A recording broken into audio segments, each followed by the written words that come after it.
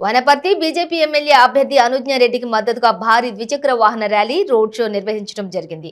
Road show అనంతరం corner meeting కు ముఖ్య అతిథిగా హాజరైన యువ మోర్చా జాతీయ అధ్యక్షులు ఎంపీ తేజస్వి సూర్య వనపర్తి నియోజకవర్గం ఎమ్మెల్యే అభ్యర్థి అనుజ్ఞ రెడ్డి మాట్లాడుతూ వనపర్తిలోని డిగ్రీలు పీజీలు చేసిన నిరుద్యోగ యువతను మంత్రి నిరంజన్ రెడ్డి హమాలీ పని చేసుకోమన్నారని, ఖరీఫ్ రబీ సీజన్లలో కూడా 6 నెలలు ధాన్యం కొనుగోలు కేంద్రాల్లో చేసే హమాలీ కూడా ఉద్యోగమేనని కూడా ఆయన అవహేళన చేస్తూ రాష్ట్ర మంత్రి అవినీతి అక్రమణలతో వేలాది ఎకరాల భూములను పోగు చేస్తూ అగర్భ అలాగే శ్రీమంతుడిగా మారుతున్నాడని చెప్పి ఆరోపించారు.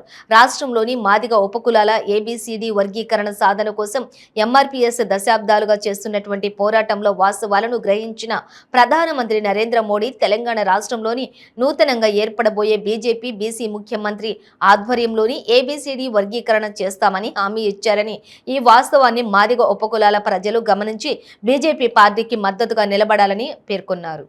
200 करोड़ 100 एकड़ 200 एकड़ 250 एकड़ जमीन खरीद के अमीर बन रहा है। मिनिस्टर साहब को इतने सारे एकड़ जमीन खरीदने के लिए पैसा कहां से आ रहा है, ये सिंगारेड्डी गारू को प्रश्न यहाँ के युवा पूछ रहा है। ख्याल है इसको बंद करना है और इन सभी लूट ले प्रधानमंत्री नरेंद्र मोदी जी का वादा है, प्रतिज्ञा है, संकल्प है कि जिस दिन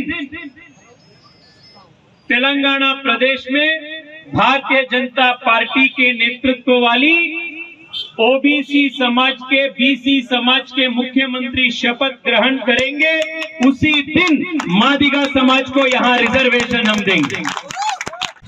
यहाँ का रेल कनेक्टिविटी का इश्यू कितना इंपॉर्टेंट है मैं जानता हूं और आपको मैं वादा कर रहा हूं, जिस दिन आप अनुज्ञा रेड्डी को आप एमएलए बनाकर आप भेज देंगे, मैं उसी అధ్యక్షులు శ్రీ తేజస్వి సూర్య ఎంపీ గారు మన వనపర్తి పట్టణానికి విచ్చేసినారు.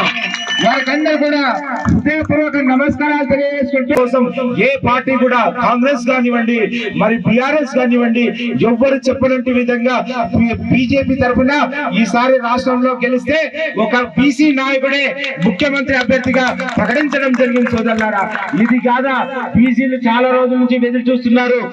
మన ప్రియతమ ప్రధాని మన హైదరాబాద్ ఇచ్చేసి మా దళిత ఉద్యమ నాయకుడైన మందకృష్ణ మాదిగన్నని స్టేజ్ పైన తీసుకొని వారిని గుండెలు కట్టుకొని ఎస్సీ వర్గీకరణ ఆలోచిస్తా ఉన్నాను. రైల్వే లైన్ ను తీసుకొస్తాం. మన యొక్క వ్యాపారాలు మన యొక్క పెట్టుబడులు అన్ని ప్రాంతాలకు హైదరాబాద్ కానివ్వండి బెంగళూరు కానివ్వండి ఇతర ప్రాంతాలకు మనం పండించిన పంటను అక్కడికి చేర్చాలి. మేడ్ ఇన్ ఇండియా అనే ప్రోగ్రామ్ తోటి ఇక్కడే సంస్థ పెట్టి ఇక్కడనే మమ్మల్ని ఆశీర్వదించండి, మీకోసం మీ కుటుంబాల కోసం మేము పనిచేస్తాం. మాది కుటుంబ పాలన కాదు, మాది మా ప్రజల